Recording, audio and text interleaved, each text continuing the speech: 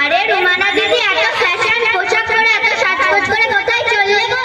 আমরা সবাই বিয়ে বাড়িতে যাচ্ছি। কিন্তু তোমরা বিয়ে বাড়ি যাচ্ছ বেপরদার সাথে কেন, এতে আবার কি অসুবিধা আছে? না দিদি, আমাদের ইসলাম ধর্মে শরীর কাপড়ে ঢেকে রাখা হিসেবে বাইরে যেতে বলা হয়েছে। চল ফুচকি, তুই কি জানিস এত বকে যাচ্ছিস? না দিদি, আসলে দোষটা তোমাদের নয়, আমাদের অভিভাবকদের। কারণ তাদের ইসলামের জ্ঞান না থাকার কারণে আমাদেরকে ছোট থেকে ছোট পোশাক পরাচ্ছে আর আমাদের লজ্জা শরমটা দূর করে দিচ্ছে। আমরা যখন বড় হয়ে যাব তখন আমাদের লজ্জা শরম বলে কিছুই থাকবে না। হাদিসে বলেছে ইজা ফাতাল ফাল মাসিতা, যখন লজ্জা থাকবে না তখন যা ইচ্ছে তাই করে বেড়াবে। পর্দার জায়গায় হাফ প্যান্ট পরে ঘোরাফেরা করবে, যেটা মেয়েদের সবথেকে বড় গুনাহ। আল্লাহ তাআলা কঠোরভাবে বলেছিলেন মেয়েদের বালেগ হয়ে যাওয়ার পর থেকে অবশ্যই পর্দার সঙ্গে চলাফেরা করতে হবে, না মানলে জাহান্নামের ভয়ঙ্কর আগুনে পুড়তে হবে। কিন্তু কোন এ ব্যাপারে তো আমাদের অভিভাবকরা আমাদের কোনোদিন কিছু বলেনি,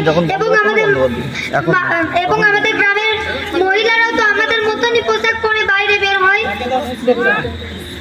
হয় এবং চলাফেরা করে।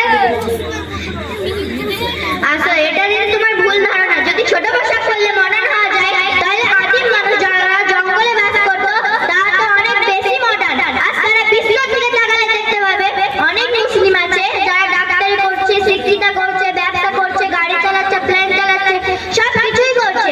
তাহলে তারা বড়দের সাথে কি শিক্ষিত বা মডার্ন নয়? তাহলে বোন, আমরা কোরআন হাদিস কথা অনুযায়ী জাহান্নামে গণনা হব কি? হ্যাঁ, শুধু তোমরা নয়, এর জন্য তোমাদের অভিভাবকরাও জাহান্নামী হিসেবে গণনা হবে।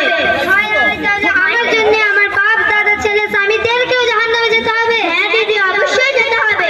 তাহলে বোন, এর থেকে বাঁচার উপায়টা কি? তোমরা আমাদের জুড়ে বেড়া তাজবিলুল কুরআন দিনের মুনাজ্জাম মক্তবে ভর্তি হয়ে যাও। এর মাধ্যমে ইসলামের পরিপূর্ণ জীবন ব্যবস্থা শিখবে।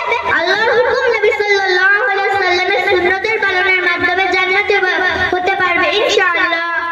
এটাই ঠিক হবে। তুমি আমার জন্য দোয়া করবে, আমি যেন তোমার মতো দিনিয়া শিক্ষা অর্জন করে তোমার মতন পর্দা করে রাস্তাঘাটে বের হয়ে এবং পর্দা করে কোরআন হাদিস কথা অনুযায়ী আমার বাপ, দাদা, ছেলে, স্বামীদেরকেও জাহান্নামের কঠিন আযাব থেকে বাঁচাতে পারি। তুমি আমার জন্য অনেক দোয়া করবে। হ্যাঁ দিদি, অবশ্যই। এই নাও বরকত, তুমি আমাদের জুড়ে বেড়া তাজবিলুল কুরআন দিনের মুনাজ্জাম মক্তবে ভর্তি হয়ে যাও।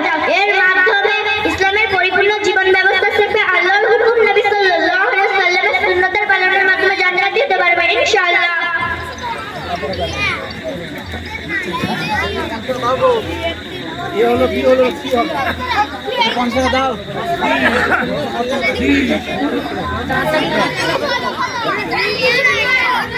আসসালামু আলাইকুম ওয়া রাহমাতুল্লাহি ওয়া বারাকাতুহু। আমরা এখন মুকাল্লামাটি শেষ করলাম। মাশাআল্লাহ, খুবই সুন্দরভাবে পর্দার বিষয়টা ফুটিয়ে তুললো।